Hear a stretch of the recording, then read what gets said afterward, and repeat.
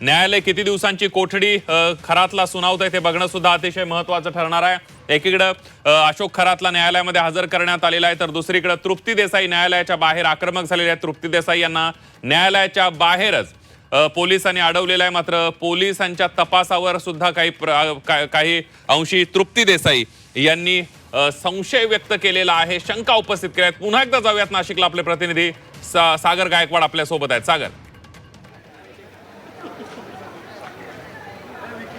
नक्कीच खरं तर बघितलं तर वरती सुनावणी सुरू आहे, मात्र खाली तृप्ती देसाई आहे यांनी अशोक खरातवरती वेगवेगळ्या पद्धतीचे आरोप करताना आपल्याला पाहायला मिळत आहे। न्यायालयाबाहेरच हा सगळा गोंधळ जो आहे तो पाहायला मिळतोय। आता जर बघितलं तर तृप्ती देसाई यांना पोलिसांनी घेराव घातलेला आहे। त्यांचं मत आहे की मला न्यायालयामध्ये जाऊ द्या, त्या न्यायालयामध्ये असणारी सुनावणी मला ऐकू द्या, कारण वेगवेगळ्या बाबींची जी चौकशी आहे ती त्यांना जाणून घ्यायची आहे। सकाळपासूनच जे आयोग आहे त्यांच्याशी बोलण्याचा, जो SITचे आयोग आहे त्यांच्याशी बोलण्याचा प्रयत्न केला, मात्र तरी देखील मला कुठलाही संपर्क झालेला नाहीये। त्याचबरोबर त्यांनी वेगवेगळ्या पद्धतीचे आरोप देखील केलेले आहे। यामध्ये देखील त्यांनी सांगितलं अनेक नेते, सेलिब्रिटी हे या खरात बरोबर त्यांचे संपर्क होते, त्यांच्यावरती देखील कारवाई झाली पाहिजे होती। IAS ऑफिसर असतील ते देखील त्यांच्याबरोबरही त्यांचे वेगवेगळे संबंध होते, त्यांच्याबरोबर देखील कारवाई होणं अपेक्षित होतं। मात्र आता जर बघितलं तर वरती सुनावणी सुरू झालेली आहे। वरती सुनावणीच्या वेळेस SIT कडून वेगवेगळ्या पद्धतींचे जी कारवाई त्यांनी केलेली आहे, ज्या ठिकाणी खरात ऑफिसमध्ये होता त्या ठिकाणी केलेल्या महिलांच्या अत्याचाराचे CCTV जे पोलिसांना मिळाले आहेत त्याबाबतची माहिती जी आहे ती आता न्यायालयापर्यंत पोहोचवली जाते।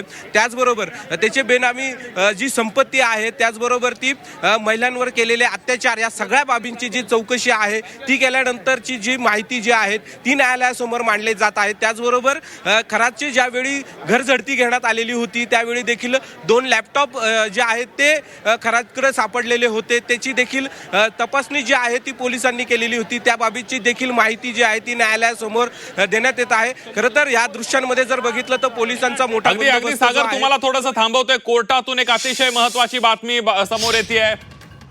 खरात प्रकरणी सरकारी वकिलांनी युक्तिवाद केलेला आहे। एक मोठी बातमी, खरातची मानसिक विकृती वागण्यातून दिसते असं सरकारी वकिलांनी म्हटलेलं आहे। नरबळी खरातनं दिला का हे शोधायचं असल्याचं सुद्धा वकिलांनी सांगितलंय। शिवानिका संस्थानची मालमत्तेची चौकशी करायची असल्याचं सुद्धा सरकारी वकिलांनी कोर्टात युक्तिवाद केलेला आहे। पुन्हा एकदा जाऊयात सागरकडे, आपले प्रतिनिधी सागर आपल्या सोबत आहेत। सागर, खरातची मानसिक विकृती वागण्यातून दिसते आहे आणि त्यासोबतच इतरही काही गोष्टींचा तपास करायचा असल्याचं सरकारी वकिलांनी कोर्टाला सांगितलंय।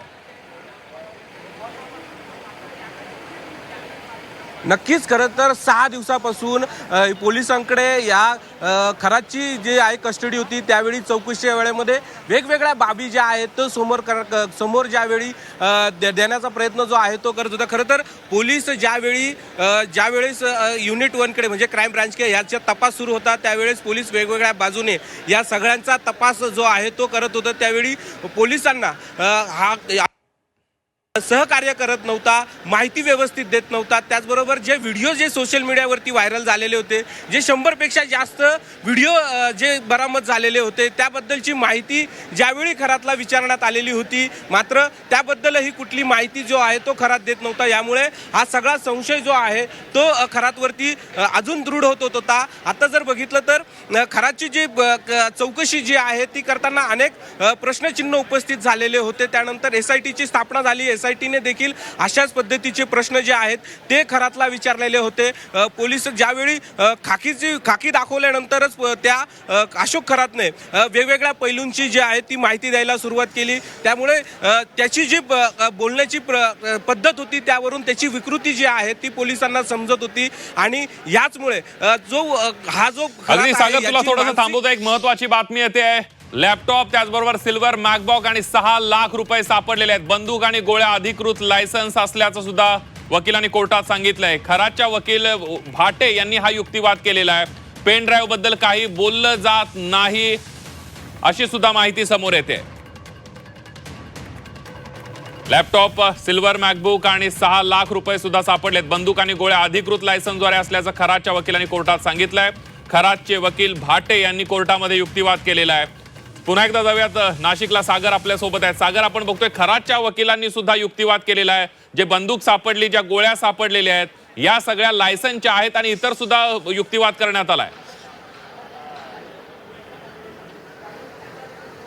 नक्कीच. खरं तर ज्यावेळी हे झाडाझडती पोलिसांकडून घेण्यात आलेली होती त्यावेळी 6 लाख रुपयाची रोकड जी आहे ती घरामध्ये सापडलेली होती. त्याचबरोबर फार्म हाऊसमध्ये देखील एक पिस्तूल आणि काही जिवंत काडतुसे आणि वापरलेली काडतुसे देखील मिळाली होती. याबाबत देखील संशय व्यक्त केलेला होता. ज्यावेळी खरातला याबाबत चौकशी करण्यात आलेली होती त्यावेळेस त्यांनी ही बंदूक जी आहे ती त्याची आहे की नाही याबाबत कुठलीही माहिती दिलेली नव्हती. मात्र त्याच्या वकिलाने त्याची जी बंदूक आहे ती लायसनधारी आहे असं सांगितलं आहे. यामुळे देखील पुन्हा एकदा वेगवेगळ्या पद्धतीचा युक्तिवाद जो आहे तो आता सध्या न्यायालयामध्ये सुरू होताना पाहायला मिळतोय.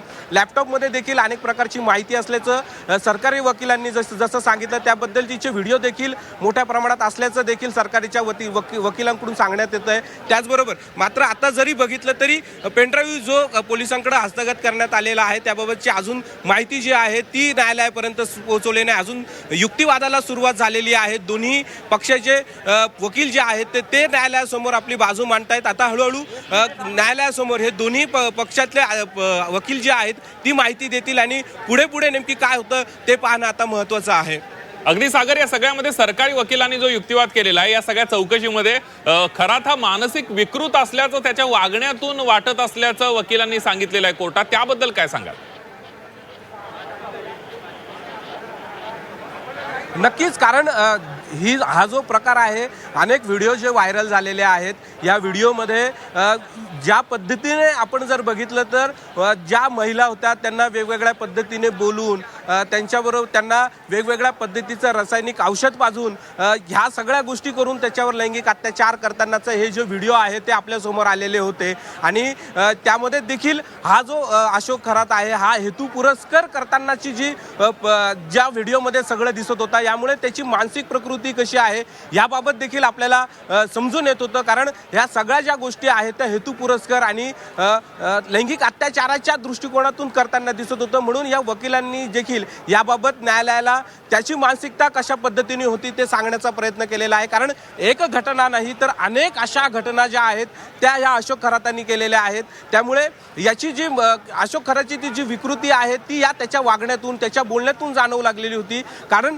तो ज्या पद्धतीने जी शरीरवर्धक जी गोळी आहेत औषध आहे जे हानी आहेत तो अनेक VIP माणसांना पोहोचवत होता अशी देखील माहिती आपल्या समोर पोहोचलेली होती. त्याची किंमत 9 लाख रुपये होती. याच्यामुळे ह्या ज्या गोष्टी ज्या आपल्यापर्यंत समोर आलेल्या आहे यामुळे ज्या अशोक अग्निसागर, तुम्हाला मी थोडंसं थांबवतो.